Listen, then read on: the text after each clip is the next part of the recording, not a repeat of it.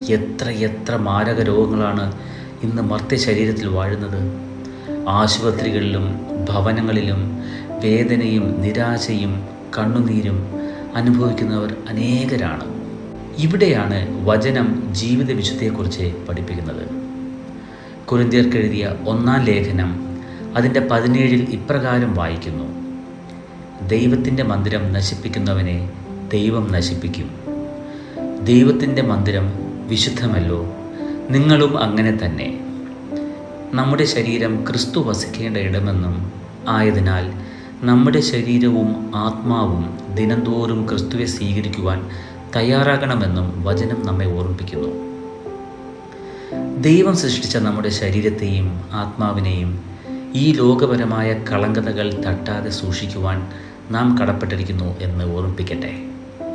നാം കാണുന്ന കാഴ്ചകൾ, പറയുന്ന വാക്കുകൾ, കേൾക്കുന്ന സംഭാഷണങ്ങൾ, കഴിക്കുന്ന ചില ഭക്ഷണങ്ങൾ, ചില സൗഹൃദങ്ങൾ, വിഗ്രഹാരാധനകൾ, ആസക്തികൾ, നമ്മുടെ ഹൃദയവിചാരങ്ങൾ തുടങ്ങിയവ നമ്മെ നിരന്തരം അശുദ്ധമാക്കുന്നു.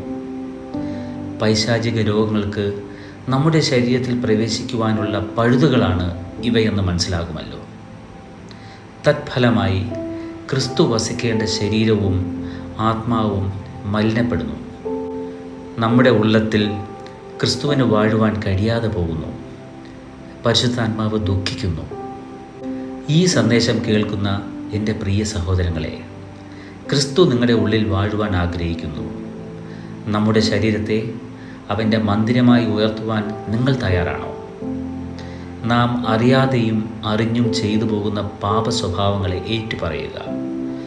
ഈശോയ്ക്ക് നിങ്ങളെ അത്രമേൽ ഇഷ്ടമാണ്. അതിനാലാണ് ഈ സന്ദേശം നിങ്ങളിലെത്തിക്കുന്നത്.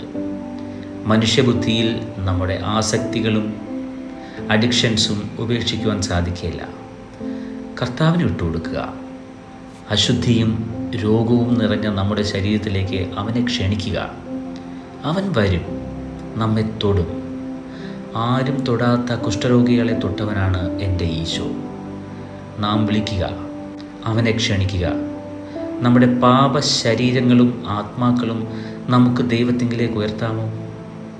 ഈ ലോകത്തിൽ മുങ്ങി നിൽക്കുന്ന നമുക്ക് ഈശോയുടെ സാന്നിധ്യം തിരിച്ചറിയാൻ പ്രയാസമായേക്കാം. പക്ഷേ അവനുണ്ട്. വിശ്വസിച്ച് ഏറ്റെടുക്കാമോ? ദിനം തോറും അവനെ ക്ഷണിക്കുക. നിന്നിലെ രൂപാന്തരം നീ തിരിച്ചറിയും. നിങ്ങളുടെ രോഗം നിങ്ങളെ വിട്ട് ഓടിപ്പോകും.